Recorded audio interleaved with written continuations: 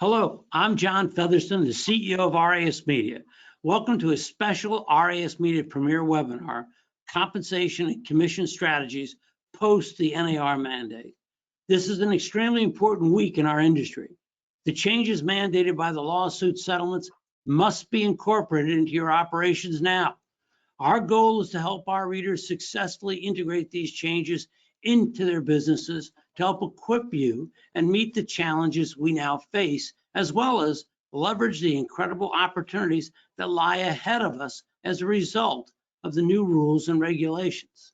This hour together, I believe, will help many of you better understand how to succeed with the new rules and regulations we face. Our industry has changed, and to succeed going forward, we all need to evolve and improve. To help you address and overcome these challenges, I have asked four of our industry's most dynamic thought leaders, and I mean that. These are dynamic thought leaders, experts who have spent an incredible amount of time preparing for what we're all facing right now. They are all highly respected and willing to share their positions and have an open discussion with you, our premier subscribers.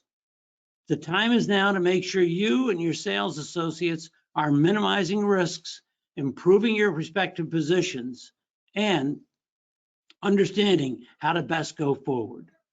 Today's lively discussion will be thought-provoking, and hopefully it'll help you better navigate your way through the new normal the right way. Over the course of the next hour, we'll be doing our best to discuss as many aspects of compensation and commission strategies in this post-NAR mandate time that we possibly can. Our panel will discuss how to operate now with what they're teaching and are planning to teach their agents over the next several days, and continuing to teach and prepare their agents and their managers to operate successfully in this new environment, including but not limited to how to make sure you're not breaching your fiduciary responsibility and how to handle unrepresented buyers, as well as many other topics. You may hear several opinions on what many organizations are recommending that our thought leaders may think are fundamentally wrong. Listen and learn. This is an exciting, open exchange, and I believe you'll find it extremely valuable. To get started, it's my pleasure to introduce my distinguished guests, thought leaders who are all helping move our industry forward. First, it's my honor to welcome Leo Prea, the CEO of eXp Realty, representing more than 80,000 sales associates worldwide, 73,000 of which operate within the United States. Michelle Harrington, a U.S. Marine Corps veteran and the CEO of First Team Real Estate, the largest privately owned brokerage firm in Southern California with more than 2,000 sales associates. James Dwiggins, the co-founder and dynamic CEO of Next Home, which now has more than 630 franchisees, along with approximately 6,000 sales associates working in their brand. Rounding out our esteemed panel is another incredible brokerage owner, my good friend Anthony Lamacchia, the founder and CEO of Lamacchia Realty, with more than 700 sales associates operating throughout New England and Florida. Anthony also operates, which many of you know, the appropriately named training and education company, Crush It in Real Estate. Welcome, panel. And now let's get started. You're all incredibly engaged, not just with your own organizations, but in the regional and national industry on the stage and dealing with this subject matter at hand. Let's get started. Anthony, I'm going to turn to you first. From your perspective, how have you prepared your organization for this new normal that we're facing right now this week? Well, thank you, John. Thank you very much for having me. I appreciate it. And we're certainly in a very interesting time. And when you ask how I'm going about preparing my organization, a lot of the training that I've been doing over the last few months, or really since last October when we realized the case was going to go the wrong way, a lot of it I've been doing since 2012, both at my company and nationally through Crush It in Real Estate since 2015. The idea of having to speak openly with buyers and sellers about compensation and speak transparently and tell them what they are going to have to pay through the transaction is not something new to me. And it's certainly not something new to the agents that have been with me a long time. What I find super interesting in the recent months is how, we're in a situation where this settlement is coming up over the next week. Some states like New Hampshire, where we operate, have already kicked it into gear as of July 15th. But what's interesting is the folks that are out there actually speaking out, the ones that are here on this screen, are seeming to get some flack. But just last week, I was at a local realtor real estate event, and about 4 different broker owners came up to me and said, "Hey, just so you know, we're doing it the same way you are. We just don't go on camera and talk about it." And I said, "Thank you very much." So it's kind of funny how some are misunderstanding some of what we're talking about. I noticed that, James and I were probably or Leo, I don't even know who was first, and we probably should figure it out. But one of us, we had mentioned that, hey, we're not participating in broker-to-broker compensation. So there's a percentage of people that heard that and misunderstood. And then there's, I think, a much larger percentage of people who did understand, but said, Lamacchia doesn't want to pay co-brokes. Lamacchia thinks buyer agents and buyer brokerages shouldn't get paid, and twisted it into things that were never said. So, it's been interesting to see. It's been a lively few weeks in the media. And I know when you and I were talking about it a couple of weeks ago, John, you had this idea. You said, hey, how about we get you all in a webinar and we can talk about this? And that's why we're here today. So I appreciate that. But that's a little bit of my thoughts as to what I see. And I'm happy to elaborate it more, but I want to share the mic with the others. Thanks, Anthony. Leo, from your perspective, running a global organization and a large high-tech domestic organization, what's your perspective? Yeah, so we were forced into the forms business not by choice, right? I would say about a month ago, I said to my operations team, and a good percentage of the states we operate had no new forms, and some of the other ones had rolled out forms that we transparently thought were problematic and confusing, right? Our interpretation of the NAR settlement, plus the very clear talking points, i.e. cease and desist issued by the DOJ, and then coupled with the last part of this being what MLSs are going to enforce and how, we just didn't want any ambiguity, right? We, to Anthony's point, I'm pretty sure you were the first to say it, but I feel like I was the first one to get publicly beat for it. More broker-to-broker compensation. That does not mean seller-to-broker compensation is not available. And again, as Anthony very well put it, it was a very loud couple of weeks, and I've had an equal amount of, as I was walking off stage at Inman with James, I got a couple hugs from people said, "Thank you for taking the arrows, but we're doing it too." I know of several largest independents in certain states who updated their forms last week and are not going on the microphone, and I respect that. But we just didn't have a choice, right? We're a national organization that had to do something. I mean, there are states. There was a state last week where the licensing board was arguing with the association publicly, like sending out emails saying don't use those forms after they had put out forms and trained. So we just couldn't be in a position where we could allow our agents to have that level of ambiguity. And I think the most important kind of headline that we received last week was the Kansas City Association of Realtors, which is the local association where the case was tried and settled, understands where the industry is going in addition to all the other legal scrutiny from the DOJ, and has chosen to remove the broker-to-broker compensation from their listing agreement, right? So they're not telling you how to do your business, but they've added to the form where you can negotiate concessions right in the purchase contract. And ABOR in Austin has had a very similar position where their listing agreements are now reflective of it. So, to be clear, Leo, this just happened last week. Yeah. Well, Kansas was last week. Austin was probably a month ago. Emil's been all over it and kind of a leader in the space. But I just hung up doing an interview for Market Watch. I've talked to CNN, Time, Associated Press, Wall Street Journal all in the last 7 days. And the consumers are going to hear this, right? So like when the agents are putting their head in the sand and say, well, why do we change this? It's because it's happening. whether they want it or not, and consumers are going to be very well versed in what their choices are. And that's where I'm kind of focused on. And I'll pause there and let somebody else jump in, because I know the four of us are quite animated about the subject right now. Well, thanks, but we will get back to you, and we want to know more about how you're educating your agents about the choices that their consumers have. Michelle, you're located in Southern California. Again, you're one of the largest organizations in Southern California. Tell us about your position. What are you doing, and what effect is that having on your company right now? Yeah, well, the one thing is I don't want to forget like how we got here. And I think we need to keep talking about how we got here. I think we need to keep talking about the federal government, the DOJ, getting involved in private transactions between private individuals, which is wrong. These lawsuits, which is unjust. And not talking about it because we're whining about it, but talking about it because we need to keep shedding light on it, or it's not going to be the first time. It's not going to be the first set of class actions. And I think we need to make sure we remember how we got here. And then the other thing about like how we run our company and how our forms are coming out, I very much listen to my agents. My agents are all very professional business owners. They know more about selling real estate than I know about selling real estate, because I'm sitting here and, you know, I'm the CEO spot.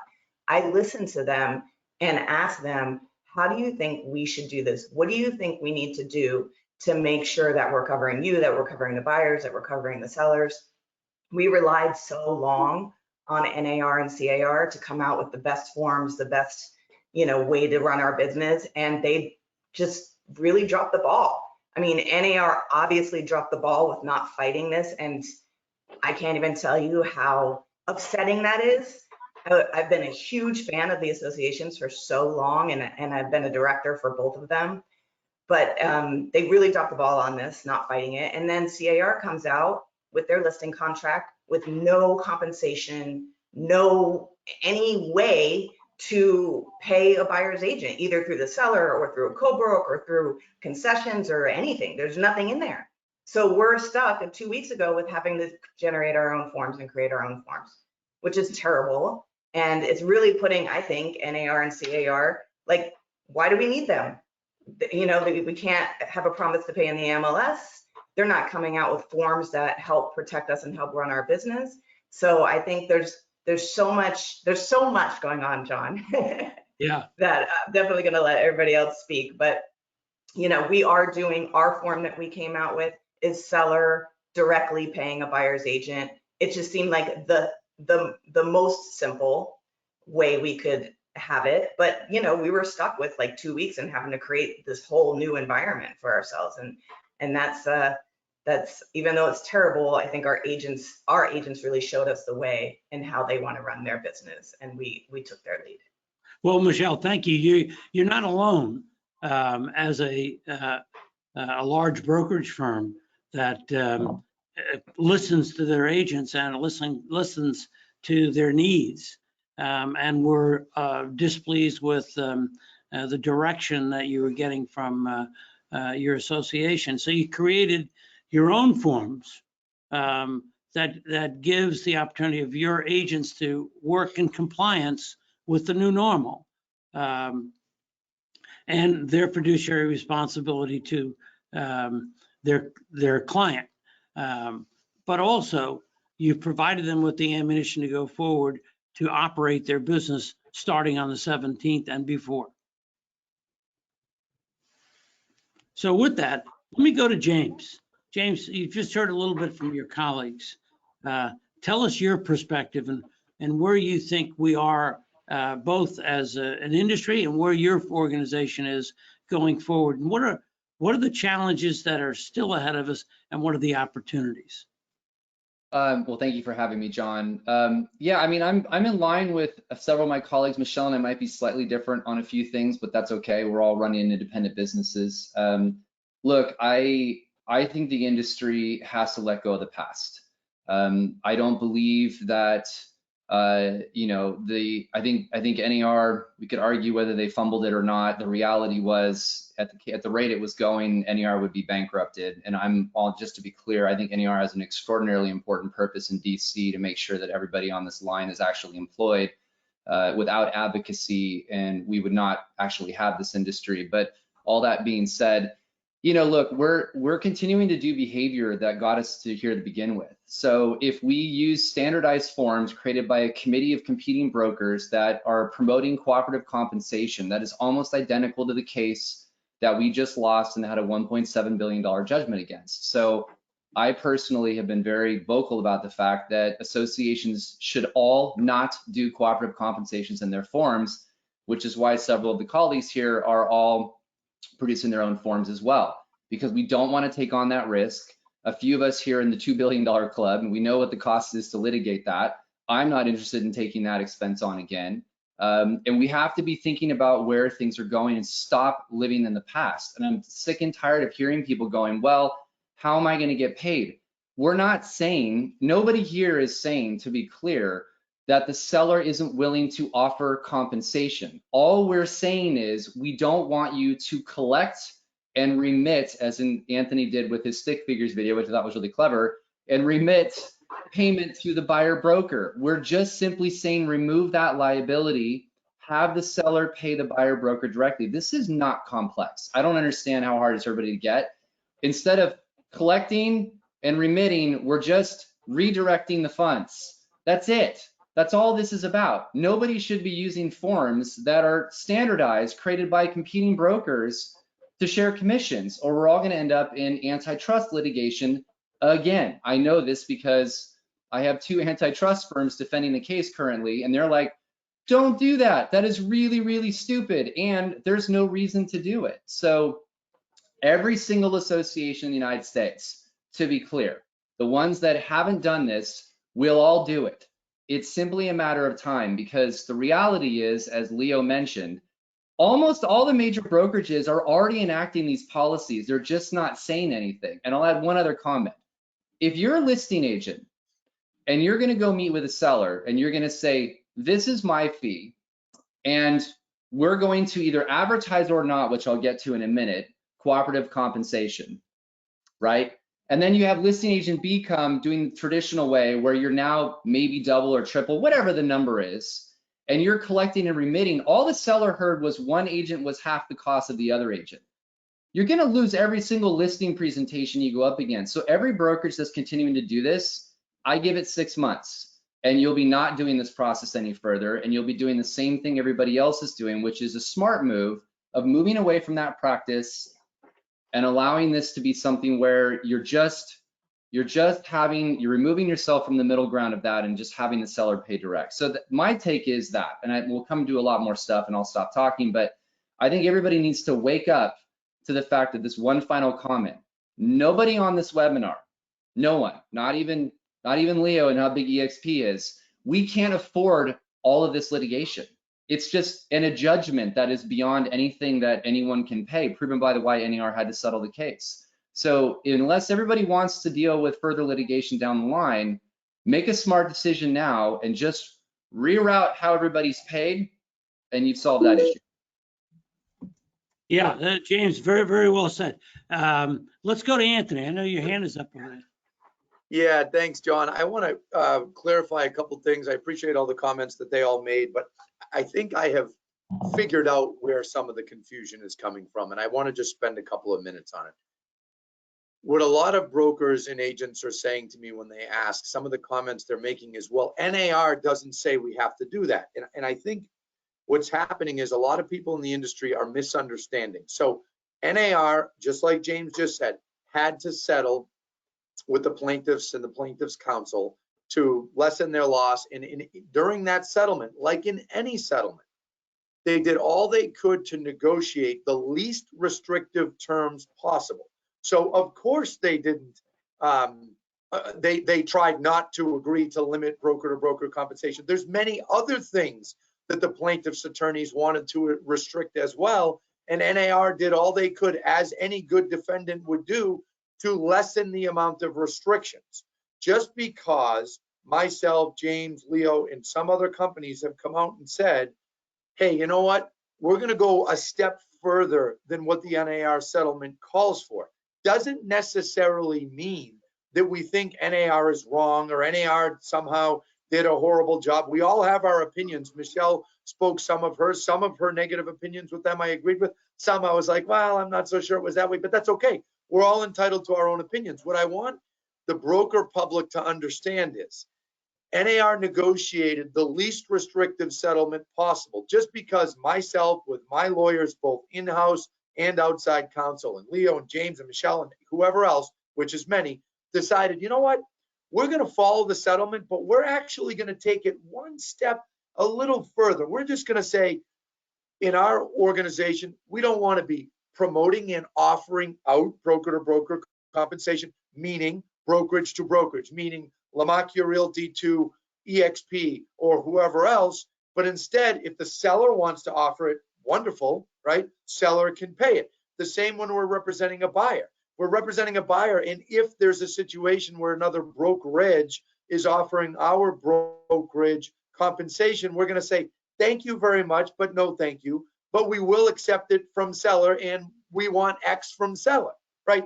That doesn't mean that we're criticizing NAR or we think anybody screwed up. It simply means the way that we're doing business is the way that we feel the safest. And it also doesn't mean we agree. There's been people out that have said, oh, Lamacchia agrees now. He agrees that there was a case. No, I don't. I have said more vocally than anyone that I thought the whole case was a scam. I thought it was wrong. I think the jury came down the wrong way. But just because I feel that way doesn't mean that I'm not going to work to protect my company. John, real quick. Go ahead, James. Just because I want people to hear what Anthony said was really, really important.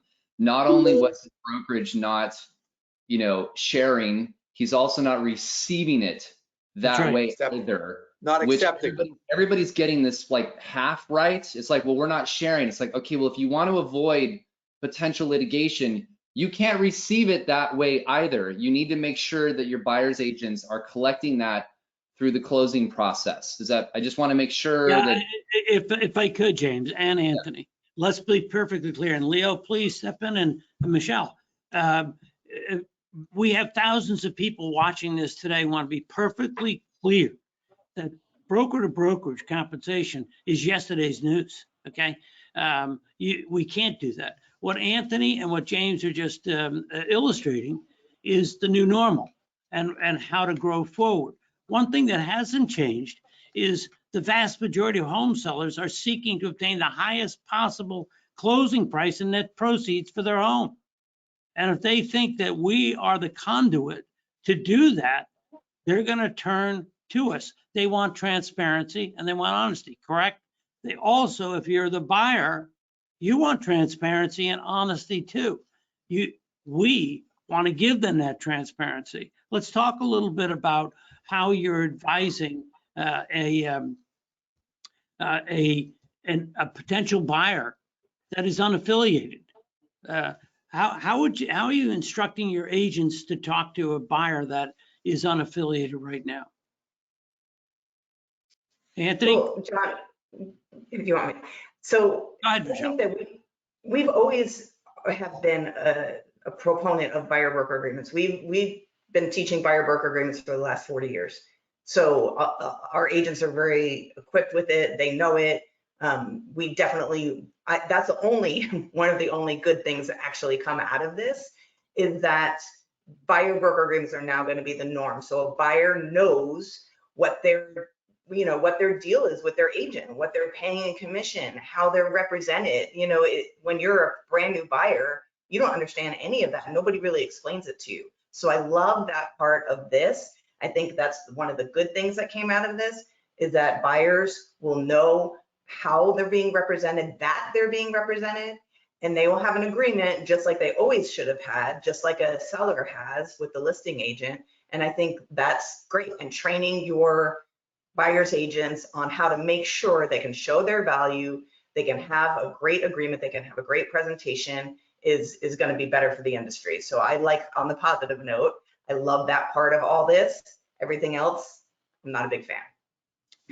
Well, Michelle, she's let me ask another question a little deeper. You've been a big proponent, I know, of buyer agency. Okay.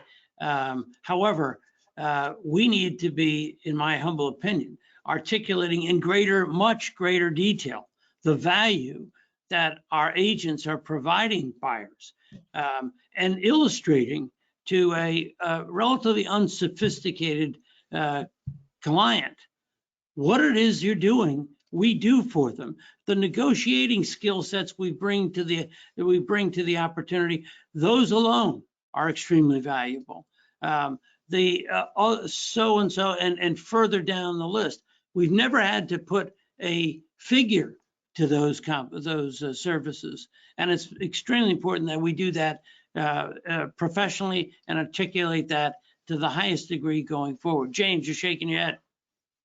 Yeah, I mean, it's, look, our industry is wholly unprepared for this because we haven't had to do it for a long time. Now, to be clear, I think that this is an incredible opportunity for the industry to rise to a different level of professionalism. I'm going to give you some interesting information on this because John knows something I've been pretty dear and working closely with. The average buyer in the United States thinks that agents 46% of the time spend less than 15 hours helping them buy a house. So everybody can let that sink in for a minute, okay? The actual amount of time an agent spends is between 80 to 100 hours working with a buyer. But see, all they think is that we just open doors, write an offer, and then get paid. It's ridiculous. But that's our fault because we don't go deep into this. And so I'm gonna kind of just lay out in 2 minutes just what we have to be thinking about as an industry. You would never go sit down with a seller and just put a listing agreement in front of them and just say sign. You're gonna do a presentation. You're gonna talk about value. You're going to talk about the services that you provide, professional photography, staging, whatever it is. You go through an entire presentation to show value. We don't do any of that on the buy side.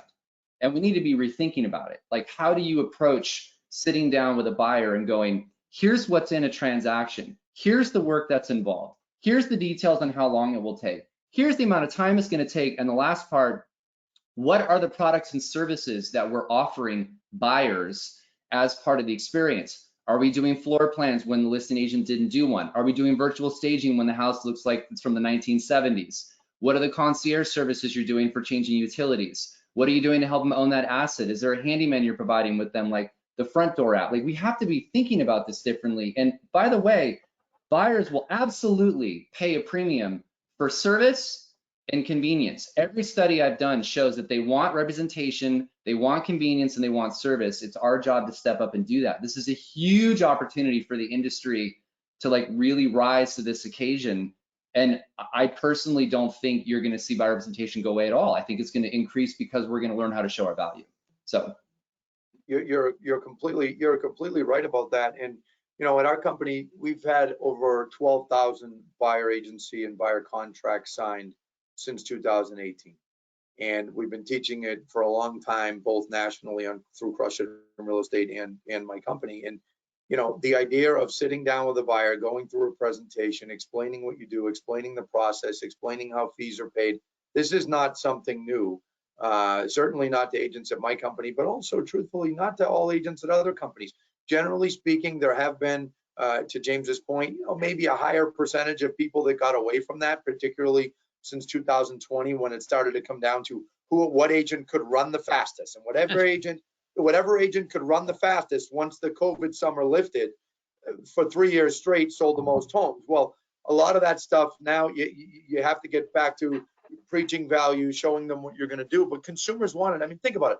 Think about all the negative news with misinformation and straight lies that have been peddled by the plaintiffs' attorneys and a lot of the folks on the enemy side since last October, or really since last September, even before the case started. And even though that's happened, I don't know about you guys, but I still see buyers and sellers every day. Contact agent, contact agent, contact agent. Hasn't let up at all. People want to work with realtors, period. Right. They all, buyers want to, sellers want to. It's not stopping. It hasn't stopped. It's never going to stop. And to the industry disruptors out there who keep trying to stop it with tech, you're going to fail again. There's no question.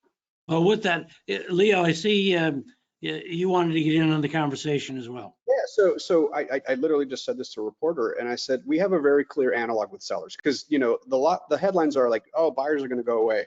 No, they're not. Buyer's agent score. If you look at FSBO data, every year it's between 5 to 10% of homeowners end up choosing to go for sale by owner. And the range typically depends on whether we're in a low inventory environment or high inventory environment. Anthony and I met, 15 years ago doing REO, and there was a time where Fannie Mae and Freddie Mac were giving out 5 and 6% buyer co-ops because there was just so much inventory to attract buyers and buyers agents. If you look at like to James' point, to do a buyer side representation, it takes 2 or 3 times the amount of effort that it does on the listing side. And we see sellers at about a 90%, right? People focus on the percentage of folks that choose to go FSBO. Look at the ones who choose a realtor, right? And it's typically a number that starts much higher than that, and 70, 80% of them at some point go, I tap out, let me go hire a professional to help me with this. My prediction is the same thing's gonna happen, right? I've been quoted calling it the messy middle because it's going to be confusing. Consumers and buyers, we're dealing with different information. A consumer is going to say, hey, that's not what my mom, my sister, my dad, my coworker told me the process like. So there's this adjustment period where we educate ourselves on the new normal. But I think that same percentage of humans who like to DIY like they do with the for sale by owner side are probably going to attempt it. And for every agent listening, try to schedule 10 showings in a 2-week period for you and your partner. And I think at a very high rate, equivalent to what we see on sellers or more, they're going to then lean on a professional. But that's where it comes what to James says, right? I actually have a t-shirt when I'm talking to my agents. I say, treat your buyers like you treat your sellers. Yeah. First of all, assume it's going to now be competitive, just like any listing appointment you've gone on in the last 10 years. Let's be honest. What used to happen is you kind of bumped into somebody. And if you got along, you open a door for them and you're kind of their agent until they bought with you or somebody else, or they stop calling you. Right now, there's going to be a presentation with a list of services in exchange for a fee that you agree upon with an expiration date. Right? It's going to imagine on the listing side, just telling a seller, hey, when the contract shows up, we'll decide what you pay me, or expire when I'm done with you or you're done with me. That's how we did it on buyer agency. Right? Now it's going to have a start date, an end date, a fee. And you're going to be able to articulate what you're willing to do and not willing to do for that fee. Everyone has to take, like, again, this is a growth moment and to upskill everybody and show the value, because I firmly believe most agents delivered a ton of value. But like James said, you didn't articulate it correctly. Like one of my favorite scripts that, buyers agents should hear right now is, hey, I'm excited that you're qualified. We're going to start looking at homes. Just know that the home we'll ultimately write a contract on will probably be something you find on our portal, or one of your friends or family is going to send it to you. 80%, 90% of the value I bring to the table starts when we write the offer and get you close, right? It's those little things about articulating value, and James is working on some tech to be able to articulate that. I think there's going to be, a huge growth opportunity and an opportunity for the professionals who are taking their game to the next level. Well, I think you're absolutely right. With that, for 1 second here, this is a message to all of those that are tuned into today's webinar. I hope you're finding this intriguing, insightful, and hopefully educational. If you can only imagine, this is only 1 hour together with these incredible leaders. Please check your schedules. In September 4th to 6th, is our 36th annual RISMedia CEO and Leadership Exchange. It literally is 2.5 days with 400 plus incredible thought leaders in our industry getting together and talking about these issues and more that are affecting your opportunity to excel over the next 6 months and a year. There are tremendous opportunities ahead of us. You can't get them all in 1 hour on this webinar. I implore you to invest in your future. Take a look at the CEO and Leadership Exchange in September. Join us in Washington, D.C. You will not be discouraged. You'll be excited about the opportunities ahead of you. So thank you. I'll send you all a personal note on that. Now let's get back to our discussion. Leo, I think what you just said is absolutely correct. We're heading into a whole new era of opportunity. And what James is bringing out and what Anthony is bringing out, and what Michelle for her own firm, the creation of new forms and education, is a whole new transformation of our industry. We have to excel at buyer representation. We have to be better at articulating our value and our skill sets and what it means to help the buyers obtain their goals and objectives as far as their real estate needs. For decades, we have focused on the listing side of the equation and helping our sellers optimize their value. We also have to do the same thing, and we have to do it individually and the creation of your own marketing and information tools. But also, James, tell us a little bit about what you're doing to help people on that side of the equation. On the sell side, to be clear? Yeah. So look, to me, this is the scripting. It's not really scripting. The conversation starts with the seller. It's the listing agent sitting down with the seller and going, look, you probably read the headlines. You know, you're probably having questions about what we should do and whether we should advertise compensation. This is it. Mr. and Mrs. Seller, do you care about net? Is that what your biggest priority is? And they're going to go, yes. And you're going to go, great. So what we've done in our organization is we've told sellers this. What we're going to advertise is seller is willing to entertain any and all requests. Please put it in your offer. I'm telling you what our company's doing. Okay. We're doing that. It doesn't mean that our listing agents can't offer compensation. If that's a strategy they want to deploy, they're totally welcome to do so. But in our opinion, offering compensation in advance of an offer seems backwards, considering all of the buyer's agents now have had to sit down and do a buyer rep agreement. And those fees, as they always have, will vary. And so in our opinion, it's Mr. and Mrs. Buyer, just put whatever you need in the offer. And so here's a small anecdote to this. We're basically saying, look, we're willing to entertain anything. Just put in the offer what it is that you need, and then we'll entertain that. So I'm going to add a small piece of this because I had a conversation with an independent broker last week. I found this really fascinating. It'd be good for everybody to hear. He started doing this 6 months ago in Southern California. 6 listings over 6 months. Didn't advertise any compensation, just simply stated, put whatever request you have in the offer. He told me in every single scenario, that when the offer came across, there was a request for compensation in the offer. And in every single scenario, they negotiated it between the buyer's agent and them and the buyer and the seller paid it. In every single scenario. All 6 of those deals they did over 6 months in Southern California prior to August 17th, they did it this way because the point is sellers want to sell their house, buyers want to buy a house, it's a negotiation, everybody wants to make a deal come together, right? So for us, it's 2 things. Talking to the seller about the realities, it doesn't matter whether you want to offer or don't offer compensation. All we care about is the net proceeds. I want to get as many offers in. Whatever is requested, we'll negotiate that accordingly. And on the buy side, this is the last comment.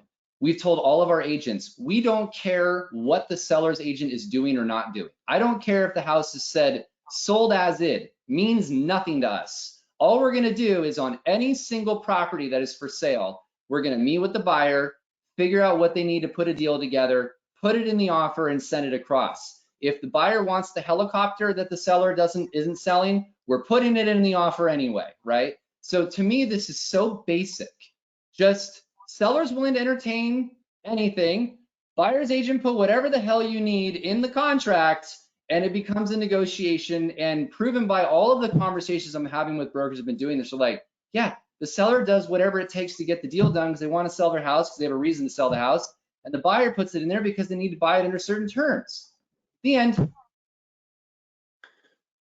Yeah, and John, just to piggyback on that too. So I think one thing that we're going to be competing a lot on isn't just the buyer presentation, but the actual buyer representation agreement itself.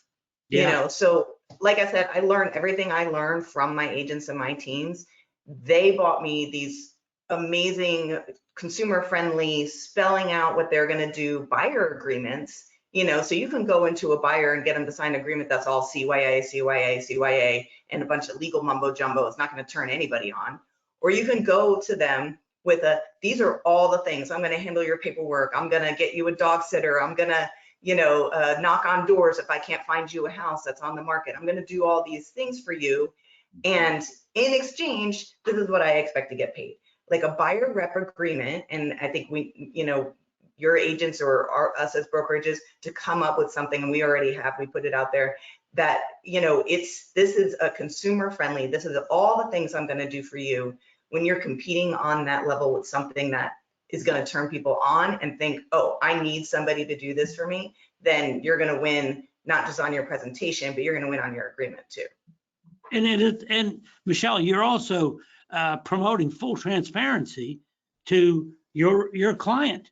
You're working on their behalf and you're spelling out exactly what you're going to do and how you're going to be compensated for that. And to James's point, okay, this new normal is literally the seller wants to do what the seller has to do in order to achieve their goals and objectives, to sell and get the highest. If it's timing, to get it on the quickest time frame. If it's to receive the highest net proceeds, it's the highest net, whatever their goals and objectives are. This, on the buyer side, is where we're really becoming much more sophisticated and explaining our value to our buy side clients and letting them know I'm going to do this for you, A, B, C, D, E, negotiating on all of these different fronts. And with that, I'm going to be paid X for doing that if I help you accomplish the mission. Now with that, I saw Anthony, you were flagging me down there for a second. Yeah, I'm not shy on these subjects, as you know, and the strategy that James talked about is certainly one of those options that the sellers have, is to not proactively offer anything. And the other option the seller has is to proactively offer something if they would like to. And that's really the decision of the seller. And, last week I lost my voice for 4 days, which, I mean, my family and the executives around me were pretty happy. But I lost my voice because I spent the whole day last Thursday filming our new Crush It in Real Estate, Getting Paid the New Way in Real Estate course that'll be released later this week. And I went over that. There are different options, and the market that you are in will also dictate how aggressive a seller should be. Leo alluded to a time that him and I met when one of the banks was offering lots of compensation. I mean, the way I view it is it's really up to the client whether they want to proactively offer it or not, and how much the buyer is going to be in agreement to pay their agent is really a negotiation between them as well. Now, the funny thing about compensation, I remember when I first got in the business, my first broker owner I ever had, I started out at RE/MAX 20 years ago last month, and he used to say, who pays the commission? And half the room would say, the seller. And then the other half would go, well, the buyer. Well, it's kind of funny because what James pointed out is right. We're already seeing that in New Hampshire where, buyer can pay directly, buyer could negotiate part of it in a closing cost credit or seller concession. Or they could request that seller pay it. All these options are available everywhere. Most cases, sellers are saying, no problem. We'll accept your offer and we'll agree to pay X, right? But the funny part of the story is, and I would have loved to have said it in the courtroom in Missouri had I been in there, when they say, why is the seller paying the buyer brokerage fee? Well, are they? Who brings the money to the table? Who brings the money to the table when a transaction ends, right? Or when a transaction closes? So there's certainly argument to go around, but all of those strategies are ones that should be, discussed with sellers, discussed with buyers, for them to make a decision on what they want to do. I will say to the agents out there watching, and I know there'll be a lot of you who may be intimidated of obtaining some sort of written agreement. Remember, the rule in the settlement doesn't say buyer agency agreement or buyer contract for those non-fiduciary states. What it says is written agreement. So it even could be a showing agreement. To those of you that are nervous, don't be. I mean, there's like 17 states, Connecticut and New Hampshire. They're both, it's the law in the state to obtain a buyer agency agreement before you go out showing homes. And this isn't going to be difficult. And now that everyone is going to be doing it and buyers are going to be hearing it everywhere they go, it's going to be even easier. So this isn't something that people should be stressed out about or nervous about. Hey, John, one comment so everybody hears this. Like at some point, I believe Because currently right now, there was prior to all of this, 16 states across the US mandated a buyer rep agreement already. Michelle's comments like dead accurate. There's going to be a lot of competition in that. And on the other side of that is a lot of confusion, because unfortunately there's going to be forms that are not pro-consumer, that are going to be not clear on what it is. I personally think long-term, you'll see state mandated buyer rep agreements, just like multiple states have done, where it's just one form required by the state that everybody follows. I'm not saying I'm endorsing that. I'm just saying I think there's going to be a lot of confusion, a lot of forms that are not pro-consumer, and unfortunately the states and or the Department of Justice, because our industry never learns half the time, will intervene in order to create something more standardized. By the way, if you want to know a state that does it really well, you got to give props to Washington. They were ahead of it from MLS decoupling.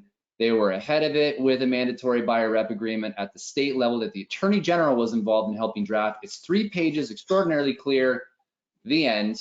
Like, there's movement in the right direction, but Michelle is 100% dead on accurate that there's going to be a competition for, what this agent's offering versus another in those contracts up front. And Leah's comment is also, you're competing on the list side. You're now going to compete for representation on the buy side. Buyers will interview multiple agents at some point. So, well, and there already was a lot of competition, but now that they're having to discuss fees and force a lot of those things up front, it might create more of it on the front end, and that's okay. And another thing that I'll mention about Washington State, you look at the Pacific Northwest MLS, they, like my biggest MLS PIN, are saying, hey, we're still allowing the option for broker to brokerage compensation offerings. And I just want to mention here in this webinar that, just by us saying, hey, we're not going to do that and we're not going to be posting it, don't take that as me saying those who are dead wrong. That's their choice. I don't agree with it. I think you're safer for your company. I think you're safer operating day to day as a realtor. If you're not participating in the sharing of compensation, I was on stage with James at another event in Arizona a few months ago, and James very correctly said, hey guys, remember, sharing of compensation is how we get into this thing. So just because the NAR settlement doesn't limit you from doing that doesn't mean that you still should. And I want to point that out. And then the other thing I want to quote James on is he posted my video where I did the whiteboard. Everybody seemed to get it when I did the whiteboard. I wish I did it 3 weeks ago. I would have saved us all a lot of havoc. But when James posted that on his LinkedIn and his Facebook, he said, Anthony is talking about the rerouting of compensation. And I know you got into that earlier, and I just wanted to mention again because I thought that was a good way to phrase it. If I could, you're all, I think, doing a fabulous job. Not just educating and leading your respective firms, but also advising and giving counsel, not legal counsel, but counsel across our industry, which I think is very important. And I think, James, one of the comments you made just a few minutes ago is so true. We're going to see, I believe we're going to see state mandated forms. They're coming. It has to happen. But I worry what they'll put out, though, because a lot of the association forms that I've seen in states that we operate in and others, I've looked at them and I don't feel they're good forms. And some of them, I have to say, they're terribly consumer unfriendly. I don't disagree. I agree with you but it's a matter of control. They want to control what we do. Okay. It's gonna be messy getting there, John. Anthony's not wrong, but yeah. I do think that's where we'll end up. So yeah. I think both of you are. John, I think the last thing I want to hear from the government is I'm from the government and I'm here to help. Like, that's the last thing we want to hear. So let's do it right ourselves. Michelle, I'm on the same page. Involved in our business. I'm just stating what I think is going to happen. I'm not advocating. Those that's coming from seven fabulous words. That's right. Those seven fabulous, I think it's 7 fabulous words brought to us by President Reagan there. I think it was, Michelle. I'm from the government and I'm here to help. Okay. But aside from that, I think it's very important. What you're bringing out is, I believe, education, continual education of what's happening in your respective marketplaces, more focus groups with your agents as to what is working, what success they're getting as they are utilizing your forms, Michelle, for example, or anything else. Continual education so that they're protecting themselves and your organizations. You know, Leo, you have 73,000 agents throughout the United States. They're not going to stay with EXP if they're not seeing value from the organization and leadership. Okay, and part of that is training and forms that they can use successfully and not worry about being in a legal quagmire. Yeah, no, I hope to not be in the form business forever, but I got the feeling we're going to be in it for a while. And, you know, the only positive unintended consequence of all of the misinformation is my agents paid attention and got well versed. And I had a couple association leaders call me and say, your agents are more well scripted in this than my staff. Mm-hmm. So, you know, again, mine and Anthony's agents got quite ridiculed over the last couple of weeks on social media, but what it forced them to do was become very well versed in it. And I actually had agents say, you know, I got a call from someone screaming, and by the end of the call, they were very grateful. To your point, John, we actually open sourced all of our documents, gave them away. So any independent broker or franchise there listening and is worried, our seller toolkit and our buyer toolkit is completely open source. I gave it all away because this is a moment to help the industry move forward, not be tribal at all.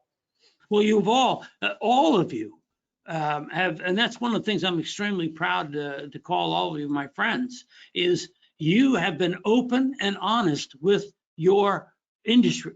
Okay. Now with that, you know, you have a lot of discussion that's taking place. You know, there's 1.5 million members of the National Association of REALTORS, and you constantly are hearing, oh my gosh, that membership's going to fall through the roof. Well, I don't know where that membership will end up. It may stay at 1.5 million because some members find value without doing any transactions. However, whatever the number is, NAR serves a purpose, okay? And it has to serve a better purpose for every one of its members, in my opinion.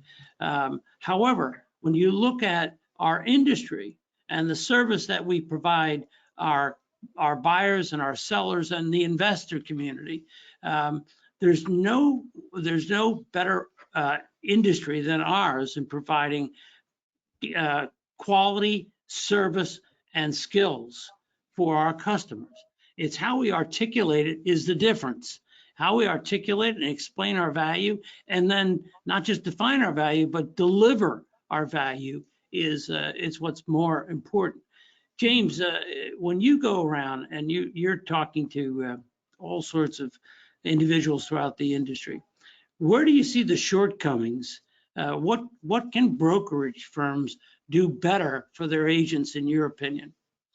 Well, look, I mean, I'm going to boil this down to the following. I don't think agents, if agents were to sit down and actually pay attention and for example, track what they actually do, they would have a completely different viewpoint on their value. And I think it's important that, let me reverse into this. We've been taught for a long time to shelter our clients from all the minutia that goes on. I believe that day needs to stop, and it needed to stop a long time ago. I think that our job is to show them how much work is actually going into helping them buy or sell a house. For example, if you think about an agent, when you are going to show a property, you're going to set up an appointment with the listing agent, make a phone call, potentially have a conversation, drive to the property, go on location, talk to the buyer, show them the property, sit in the driveway, have a conversation, call the listing agent, ask additional questions, get a copy of the disclosure package, read the disclosure package, go through that disclosure package, send an email to the buyer, and you just spent 2 to 3 hours of your time on one property.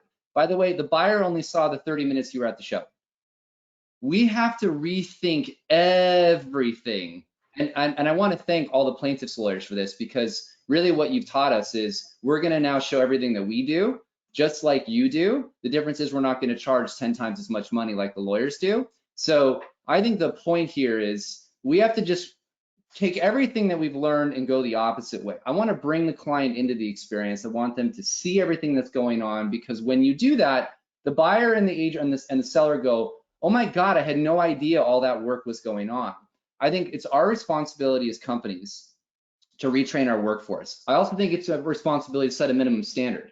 I know it sounds crazy with everybody's independent contractor. I'm talking about your brokerage having a minimum standard of what you provide to buyers and sellers. I think this is a huge, huge opportunity for everyone to shift the way we've done things and look at the opportunity ahead. I'm going to give you one additional stat because I'm a total numbers guy and I love this stuff.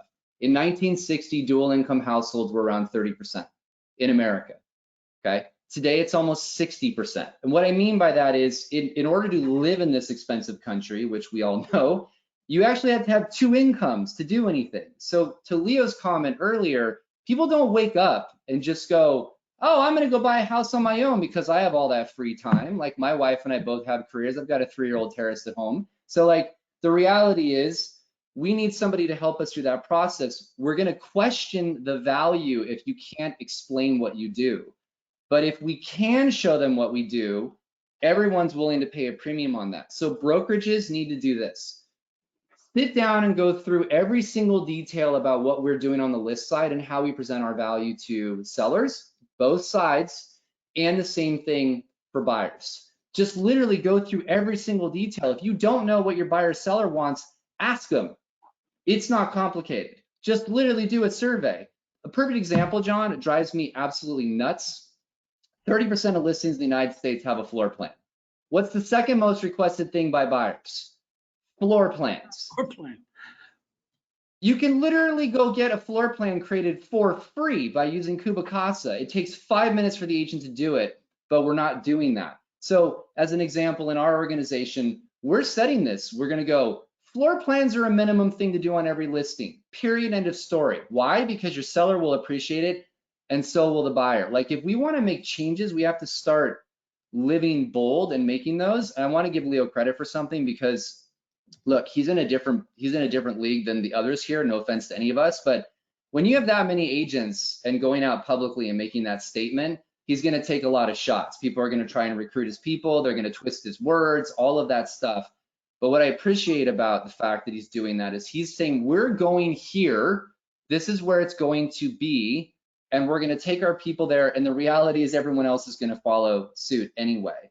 So as an industry, raising that bar is huge. The fact that he shared his forums and all of that stuff benefits the entire industry as a whole. This is a shining opportunity, man, for everybody to level up your game and do a better job. And again, final comment, buyers and sellers are willing to pay a premium for convenience and service. We just have to show it to them. Thanks, James. Anthony, your thoughts, final thoughts here. My thoughts are it's going to be a bumpy 6 months in the industry. I'm happy that it's in the second part of the year, which is historically slower. And, you know, people are going to have some patience, work together. One of the videos that I did a few weeks ago was simply on, hey, let's work together. Okay, I remember in August and September of 2008, when banks were going under left and right and buyers were past their mortgage contingency date. Imagine being a 25-year-old buyer. Your mortgage contingency date lapses. You're supposed to close the next day, and the mortgage company that you're going to goes bankrupt. And you know what happened? Within a couple of weeks, buyers and sellers were communicating, obviously through their agents. Sellers were saying, okay, fine, you need 30 extra days, and they worked together for the greater good, and they sold the home without taking people's deposits. When COVID first hit, there were all kinds of mandates about going into homes and things like that. Realtors came together, talked, figure out ways to decrease the amount of people getting into homes. This year, I hope and I predict, will be the third time in my 20-year career that we see realtors put their pride aside, put their competitive nature aside, and just talk with one another. Okay, this is the form you're sending me. I'm a little bit confused by it. Explain it to me. Why do you need this form? Okay, let me go talk to my seller about this. And the same thing in reverse. When you're representing a buyer, if a listing agent is confused by a form of yours, relax. In all of our buy-side transactions, we're going to have the language in the buyer purchase agreement and an accompanying compensation form for parties to sign. If someone sees that and there's something they don't like, talk, be open, don't scream at each other, don't grandstand. I mean, it's amazing how some people get, but what I have found those last two times, 08 and during COVID, is when the going got hot, people did chill, realtors did chill and say, hey, let's work together. Let's remember that our job is to do things for the greater good of the buyers and sellers, and I hope that we see that happen here. I'll tell you one peripheral benefit to me. I've never had so many EXP fans in my life. I mean, I came out swinging.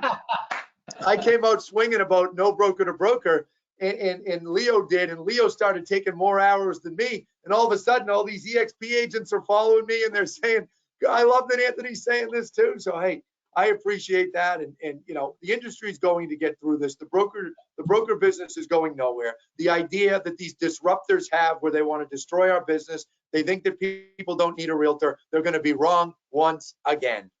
Let's go to Michelle. Thank you, Anthony. Very well said. Michelle, final thoughts. I think we need to be loud and vocal. I think the agents need to tell their brokers what they need. This is what I need from you.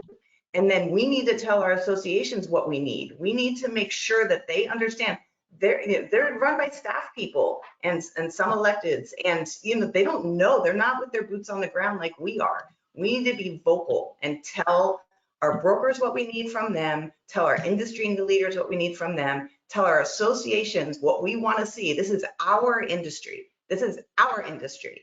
We need to take it back. We need to control it. We need to get the government the freak out of it, and let's take control of our industry again. Boy, you know what? When a U.S. Marine says we need to put boots on the ground, you better listen, okay? And you know what, Michelle? What you're doing, not just for your firm, but throughout Southern California, is terrific. Keep up that enthusiasm and the integrity. Leo, your final thoughts. Well, So I just got quoted this morning, and can you hear me? yeah, now we can.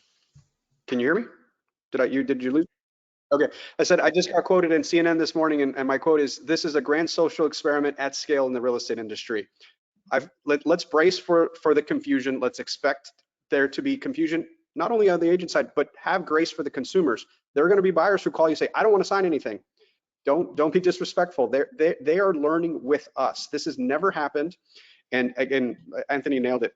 Grace and respect. We're on this together, and this too shall pass is the last word I'll say. Well, that's fantastic. If I could, first of all, I want to thank all four of you for being part of this, because this is not a crisis. This is an opportunity. There's no doubt in my mind, this is an opportunity. I've been so fortunate to be around this industry since 1977.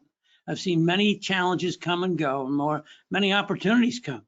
This is an opportunity, but it takes education. Education is always intertwined with opportunity. And each one of you, the reasons why I asked each one of you to be on this panel is because you're not shy about educating those that are in and around you with your insights and your professionalism to help them be better.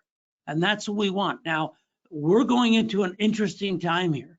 Interest rates are down a little bit. The 10-year, every time the 10-year Treasury note goes down, then mortgage rates go down. We're going to see some new opportunities, I believe, coming if there's a Fed cut rate in September. It might help us end this year a little stronger as far as transactions are concerned.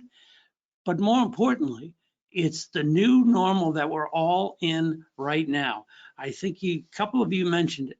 Professional courtesy is what we need to make sure happens in our industry. We need to be talking amongst ourselves. As Michelle said, we create this industry. We're making this industry happen. And if we do it with the utmost courtesy and integrity and transparency, we will succeed. I'd like to thank all four of you for being part of this. I look forward to seeing hundreds of you that are tuned in right now in September in Washington, D.C. And if you come to the CEO Exchange in September, I personally will welcome you on a boat ride on the Potomac River to network with 400 of the most incredible people running and leading our industry into the future. So from the bottom of my heart, I'd like to thank Leo, James, Anthony, and Michelle for being part of this. And please keep it up. Take us to new heights in this industry. Thank you very much for being part of this RISMedia webinar. Thank you. Thank you.